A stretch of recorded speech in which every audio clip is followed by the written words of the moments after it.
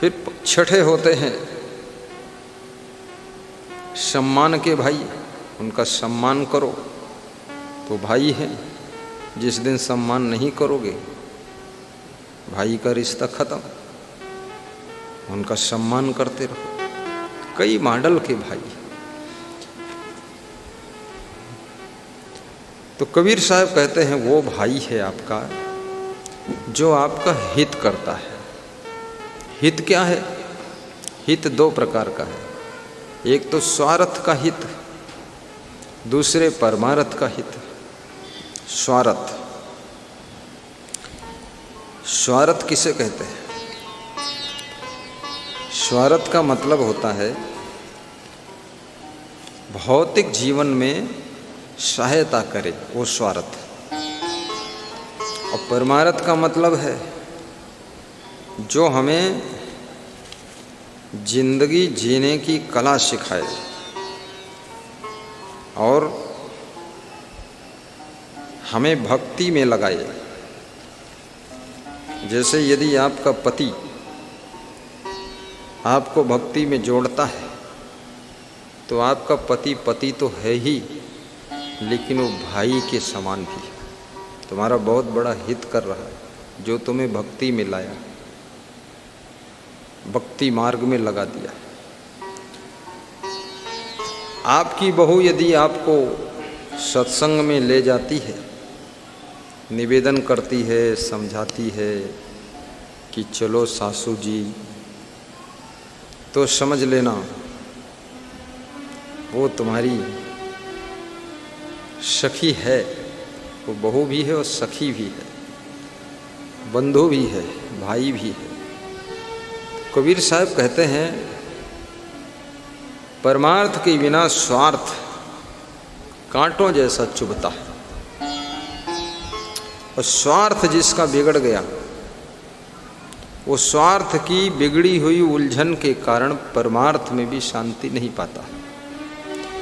और स्वार्थ तब बिगड़ता है जब उसका परमार्थ शून्य होता है। यदि परमार्थ स्ट्रांग है तो स्वार्थ भी आपका संभल जाएगा। इसलिए परमार्थ यानी भक्ति, धर्म, चरित्र, आचरण, गुण, सत्कर्म, ये सब परमार्थ की संपदा। इसको संभालो। और स्वार्थ में सोना, चांदी, धन, दौलत, सामान, बर्तन, जमीन, जगह, मकान, दुकान, गाड़ी, साड़ी, लाड़ी, बाड़ी, खेती, ये सब स्वार्थ का काम है। लेकिन दोनों का रिश्ता ऐसे है जैसे आपके शरीर में दो आँखें हैं ना, ऐसे ये स्वार्थ और परमार्थ भी है। दोनों की जरूरत है। स्वार्थ जिसको हम आध्यात्मिक भाषा में व्यवहार कहते हैं, व्यावहारिक जीवन। और परमार्थ जिसको हम आध्यात्मिक जीवन कहते हैं, अध्यात्म। केवल यदि स्वार्थ के लिए तुम जिंदगी जीते हो तो तुम पशु हो, पंछी हो, कीड़े मकोड़े हो। न खुद को जाना न दुनिया को जाना, बस खाना पीना सोना, लड़ाई झगड़ा करना, बंदरों की तरह, कुत्तों की तरह एक दूसरे को नोचना, जरा भी संतोष नहीं, गम खा नहीं सकते, प्रेम है नहीं, लड़ झगड़ के आपस में ही रोज़ लड़ाई करना, पति को भी घुड़कना, बहुओं को पीटना और बहुएं मिल करके सासू को दुख देना, पूरे घर में कलह कलेश मचाए रहना, एक दूसरे को तंग करने में बुद्धि लगाए रहना, एक दूसरे का परोपकार स्वप्न में भी न सोचना, दूसरों की उन्नति देख करके जलन करना, किसी की सहायता न करना, गुस्सा खूब करना और हमेशा नाराज बने रहना, जिससे थोड़ी सी बात हो गई फिर कभी न बोलना, मुंह फुलाए रहना, उसकी तरफ देखना नहीं, उसके पास बैठना भी नहीं, वहाँ से उठ के चले जाना, ये सब चीज़ें आपको पशु बनाती है, आपको कीड़ा मकोड़ा बनाती हैं और पशु बनाती हैं। ये तो मैं कह रहा हूँ और क्या कहूँ, लेकिन पशु भी इतना नीचे नहीं गिरते हैं जितना नीचे आदमी गिर जाता है। पशु भी आप देखिए, मधुमक्खियाँ मिलजुल कर रहती हैं, पंछियों में देखिए, चींटियाँ मिलजुल कर काम करती हैं, तितलियाँ हिल मिल करके उड़ती हैं, नाचती हैं, भौरे एक साथ में गुंजार करते हैं और चूहे भी एक साथ में संगठन से रह लेते हैं, चिड़ियों के झुंड खूब संगठन से उड़ते हैं। और वहाँ ना कोई प्रवचन करता है, ना तो वहाँ कोई कथा भागवत हो रही है, ना वहाँ कोई रामायण मानस गीता सुना रहा है, ना वहाँ कोई असंग साहब बैठे हैं, ना वहाँ छमादेव दर्शन दे रहे हैं। वहाँ ये साधु लोग भी पगड़ी बांधकर कोई नहीं समझा रहे हैं, कि भजन भी कोई नहीं गा रहा है। पक्षियों में भी ये विशेष गुण है। चाणक्य ने तो बड़ी कृपा किया है कि ऐसे लोगों को पशु कहा है, लेकिन पशुओं ने विरोध किया है कि मनुष्य को पशु मत कहना। तो चाणक्य ने कहा क्यों न कहूँ?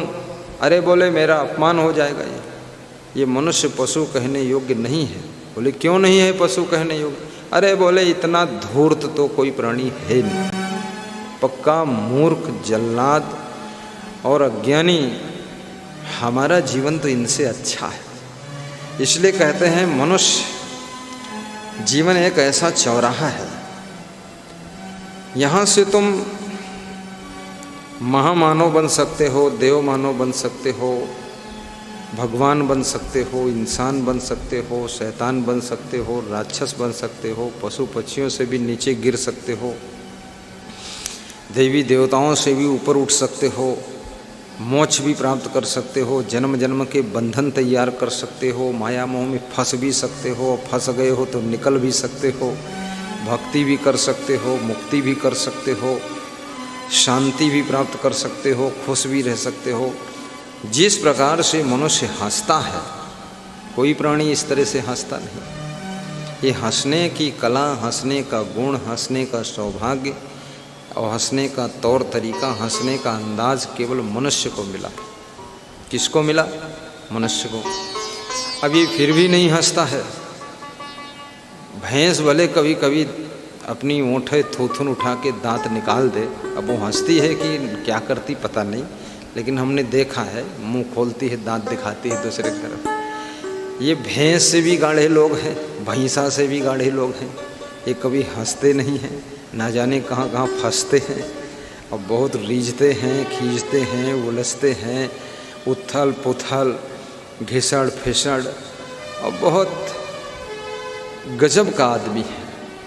अब आदमी संभल जाए, आदमी संभल जाए तो आदमी भगवान से कम नहीं है, और आदमी यदि फिसल जाए तो राक्षस से भी कम नहीं है, राक्षस से भी कम नहीं। और आदमी भगवान न बन पाए इस बात की कोई गम नहीं है। आदमी पशु जानवर न बने ये बात भी कोई कम नहीं है, ये बात भी कोई कम नहीं है। अरे भगवान न बन पाए तो कोई गम नहीं है, लेकिन कहीं ये जानवर न बन जाए, उनसे नीचे न गिर जाए, तो आदमी आदमी बना है ये भी कोई कम नहीं है। तो आदमी, आज आदमी सबसे ज़्यादा डरता है तो आदमी से। आदमी को सबसे ज़्यादा किसी ने ठगा है तो उसका भी नाम आदमी है। और आदमी सबसे ज़्यादा रोया है तो आदमी के कारण रोया है। आदमी को टेंशन है तो सबसे ज़्यादा आदमी के कारण टेंशन है। आदमी दुखी है तो आदमी के कारण ही ज़्यादा दुखी है। आदमी यदि चिंतित है तो आदमी के कारण ही चिंतित है। वो आदमी चाहे घर का हो, वो औरत हो, चाहे तुम्हारी पत्नी हो, पति हो, सास हो, बहू हो, बेटा हो, बेटी हो, पोता हो, पोती हो, पड़ोसी हो, लफाड़िया हो, कोई हो, लेकिन आदमी आदमी के कारण ही परेशान होता है। और आदमी आदमी की मदद करे तो आदमी को जिंदगी जीना बहुत आसान होता है, जिंदगी जीना बहुत आसान होता है। एक आदमी वो भी है जो प्रवचन सुनाता है, दूसरा आदमी वो भी है जो प्रवचन सुनता है, सिर हिलाता है, मुस्कराता है, आनंद लेता है, और तीसरा आदमी वो भी है जो गाली खूब बकता है, और चौथा वो भी आदमी है जो गाली सुनकर दुखी होता है, अरे हमको गाली देनी, और पांचवा वो भी आदमी है जो गजल कव्वाली गाता है, और छठा वो भी आदमी जो सैया बलमों के गीत गाता है कि गोटेदार लहंगा लंगोटेदार साड़ी, ये सब गा गा करके दिमाग खराब करता है। और छठा सातवां वो भी आदमी है जो तुमसे प्रेम करता है, और वो भी आदमी है जो तुमसे नफरत करता है, वो भी आदमी है जो तुम्हारी मदद करता है, और वो भी आदमी है जो तुमको लूट कर अपना घर भर लेता है, तुम्हें बर्बाद करता है। ये सब आदमी का ही चरित्र है, आदमी का ही चरित्र है। आदमी के चरित्र से ही आदमी प्रभावित है, आदमी के चरित्र से ही आदमी प्रभावित है, और आदमी की चरित्र से ही आदमी दुखित है, और आदमी के व्यवहार से ही आदमी चिंतित है, और आदमी आदमी के कारण ही इस संसार के अंदर पागल बनता है। इसलिए याद रखना, ऐसे आदमी बनो, जिस आदमी को मिलो, जिस आदमी के साथ रहो, जिस आदमी के पास रहो, उस आदमी को भी खुशियों से भर दो, आनंद से भर दो, उनकी भी मदद करो जिनकी मदद करने के लिए कोई तैयार नहीं है, और उनको भी ऊपर उठाओ जिनको सब नीचे कुचलने के लिए काम कर रहे हैं, और उनको भी कुछ सहयोग करो जो लोग बहुत दुख में डूबे हुए हैं, और दुख से बाहर निकाल करके उनको खुशियों से भर दो। इसका नाम भी आदमी है। ऐसे आदमी बनो जिससे कि आदमी तुमको याद करता रहे, ऐसे आदमी बनो जो आदमी तुम्हारा गुणगान करता रहे, ऐसे आदमी बनो कि आदमी तुम्हारा इंतजार करता रहे, और ऐसे आदमी बनो जब तुमको आना हो तो आदमी ही तुम्हारा इंतजाम करता रहे। ऐसे अपने अंदर गुणों का विकास कीजिए। आदमी आदमी आदमी आदमी आदमी को संभालना कठिन है। भैंसें संभालना आसान है, सुअर संभालना आसान है, गधों को संभालना आसान है, भेड़ों को संभालना आसान है, ट्रैक्टर गाड़ी मोटर ट्रक सब संभालना आसान है, मकान दुकान संभालना आसान है।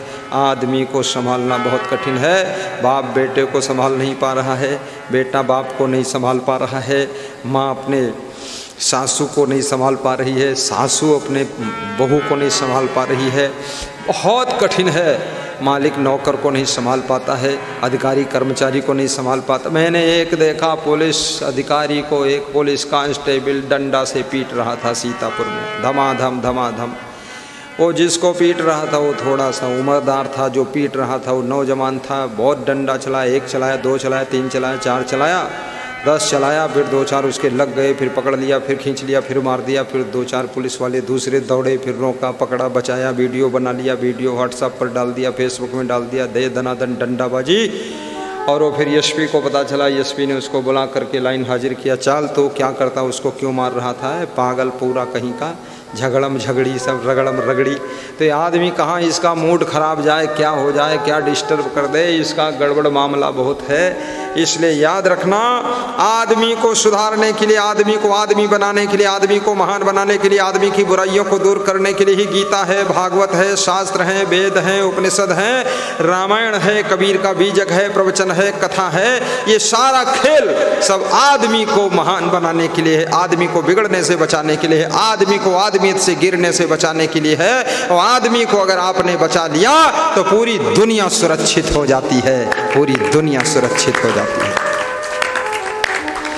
आदमी की शक्ति से अब डर रहा है आदमी।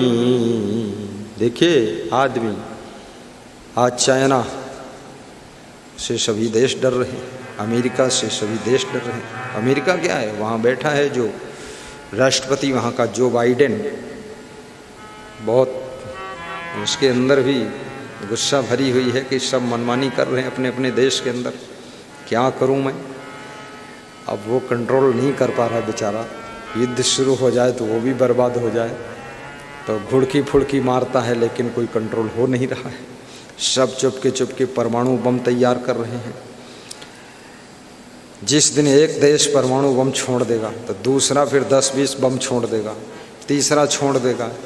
ये सृष्टि की लीला सब शून्य हो जाएगी। ये परमाणु बम बनाया क्यों है? इसको बनाने की इजाज़त नहीं करना चाहिए, इसकी खोज ही करने की ज़रूरत नहीं है।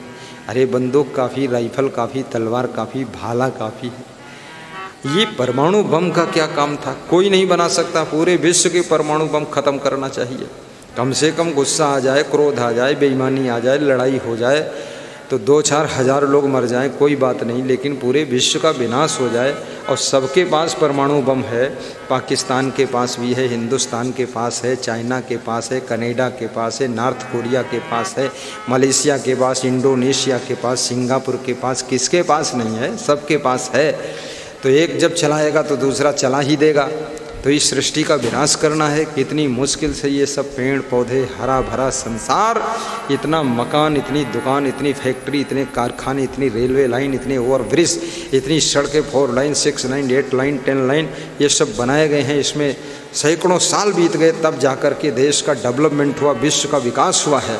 और तुम परमाणु बम लेकर बैठे हो। अरे ढोल बुद्धि मूर्खों, तुम्हारे पास ही बम थोड़े है। अरे हिंदुस्तान में तो शुरू से ही बम बम है, बम बम भोले, और तुम अब बना रहे हो एटम बम। तो क्या समझ रखा है? ये बम बम भोले का देश है। सुबह शाम बोलेंगे बम बम भोले बम, और रात में बनाएंगे एटम बम, और नहीं है किसी से कम, और मिटा देंगे सबकी दम। ये हिंदुस्तान।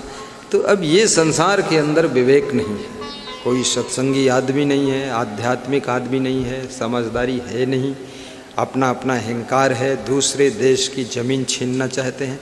और भारत देश की तो खूब छीना है लोगों ने। भारत देश, यहाँ के लोग घर ही में ऐंठते ज़्यादा है। अपने भाई से ऐंठेंगे, अरे क्या समझ रखा तुमने? समझ रखा, हम समझे हैं तुम भाई हमारे, और क्या समझ रखा। लेकिन इनको मुसलमानों ने लूटा, मुग़लों ने लूटा, इनको आर्यों ने लूटा, इनको अंग्रेज़ों ने लूटा, और ये खूब लुटे हैं, खूब पिटे हैं, तब भी इनकी ऐंठ नहीं गई है। घर में ऐंठेंगे बस, फिर घर से बाहर निकलेंगे तो बिल्ली बन लेते हैं, झुके झुके चलते हैं, और बाहर अलीगंज में जाकर बोलते हैं म्याऊं म्याऊं। तो मैं भी सुनता हूँ ये तो घर में शेर बना था, ये म्याऊं कैसे